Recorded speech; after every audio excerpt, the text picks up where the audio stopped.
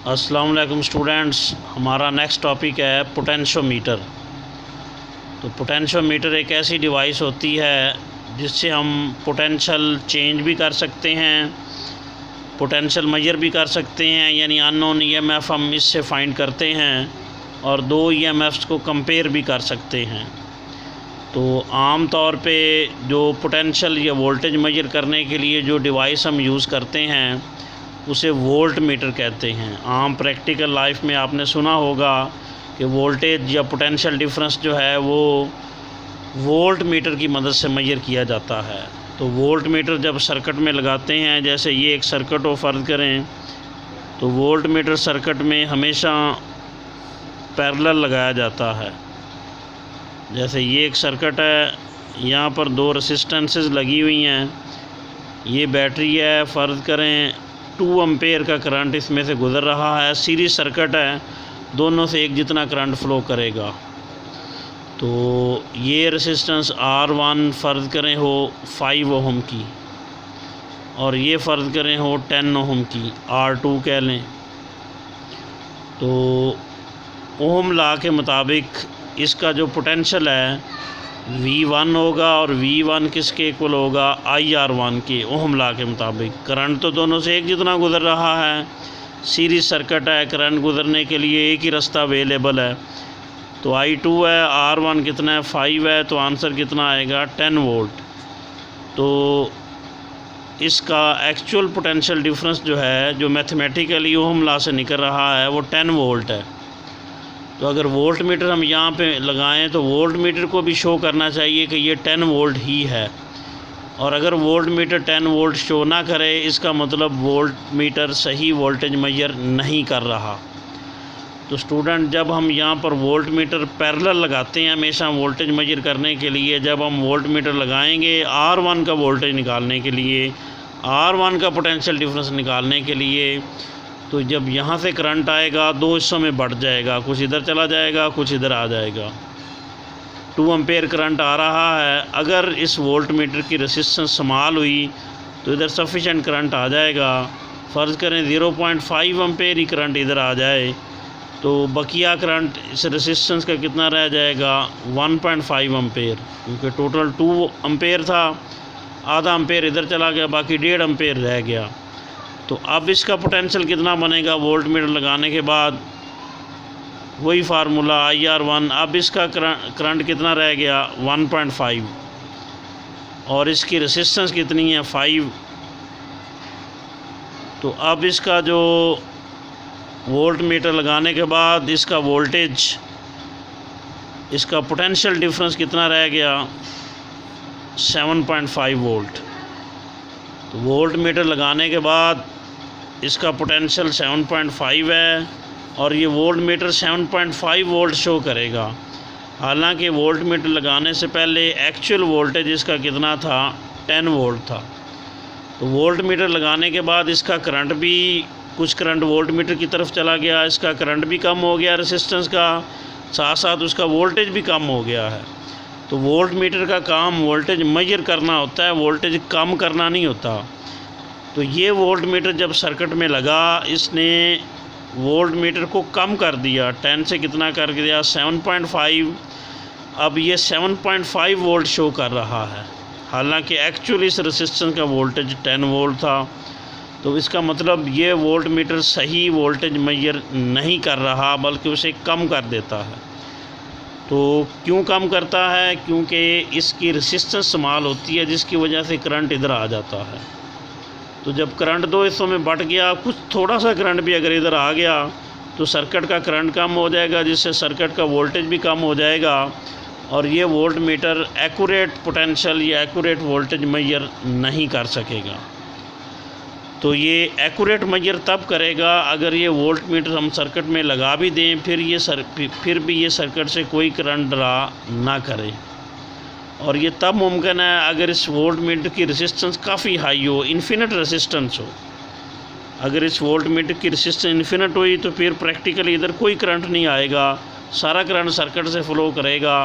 Volt meter लगाने के बाद भी सर्किट के करंट में कोई कमी नहीं आएगी और उसके वोल्टेज में भी कोई कमी नहीं आएगी। So an ideal voltmeter should have an infinite resistance। ये आइडियल वोल्टमीटर वो होगा जो सही से वोल्टेज मेजर करे, जिसकी रेसिस्टेंस इन्फिनिट हो, और वो इन्फिनिट रेसिस्टेंस वाला वोल्टेज सर्किट से कोई करंट ड्रा नहीं करेगा, जिससे वोल्टमीटर लगाने के बाद भी सर्किट के करंट में और वोल्टेज में कोई चेंज नहीं आएगी। तो याद रखिएगा कि वोल्टमीटर तब सही वोल्टेज मेजर कर सकता है अगर ये सर्किट से कोई करंट ड्रा ना करे। तो इसलिए वोल्टमीटर प्रैक्टिकल जो होते हैं वो सर्किट से करंट ड्रा कर लेते हैं, इसलिए practically voltmeter accurate voltage measure नहीं करते। लेकिन कुछ और डिवाइसेस हैं जैसे डिजिटल वोल्टमीटर है, ये सर्किट से कोई करंट ड्रा नहीं करते, या कैथोड रे ऑसिलोस्कोप है,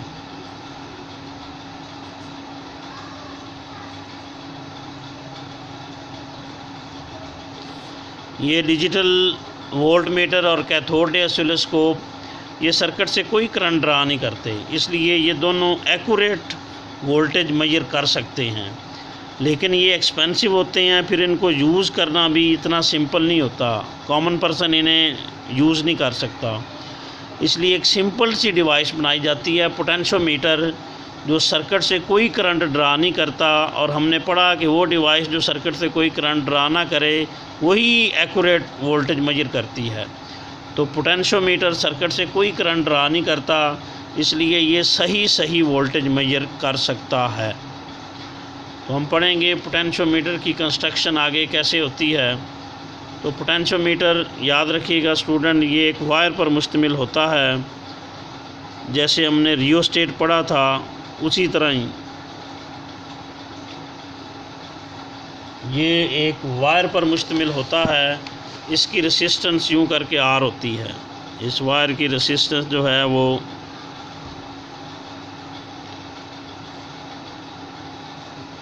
कैपिटल आर है, और ये यहाँ पर बैटरी कनेक्ट की हुई है, और इसकी ईएमएफ ई है।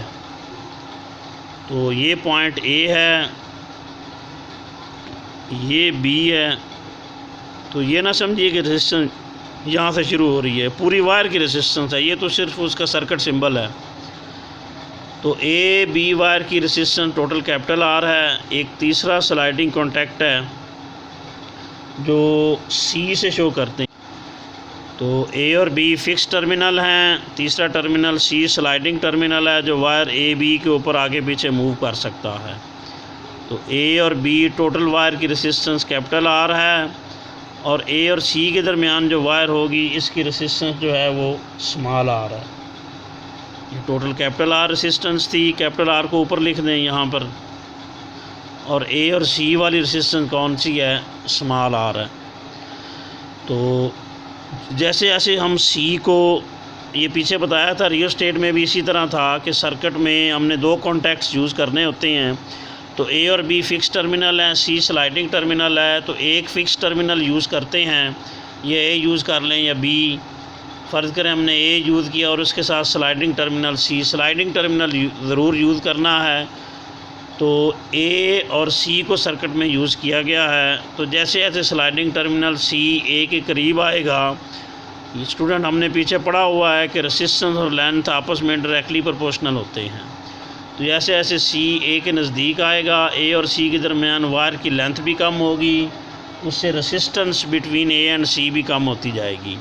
और जैसे जैसे हम सी को ए से परे ले जाएंगे, ए और सी के दरमियान वायर की लेंथ भी बढ़ेगी, जिससे ए और सी के दरमियान वाली रेजिस्टेंस भी क्या होगी, इंक्रीज़ होती जाएगी।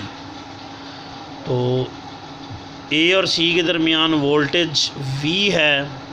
वी मालूम करने के लिए हम फार्मूला बनाएंगे।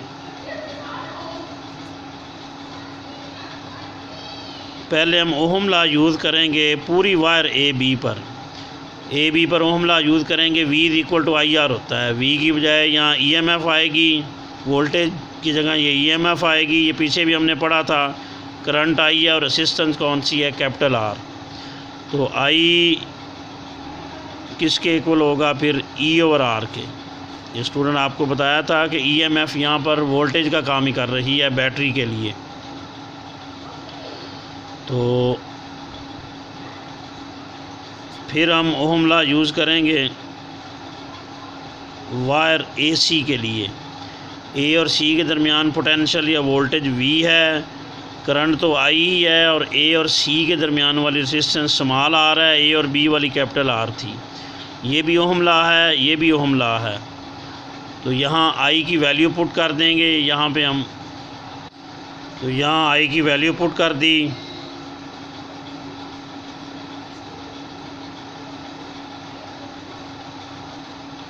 ये वाली इधर लिख देंगे।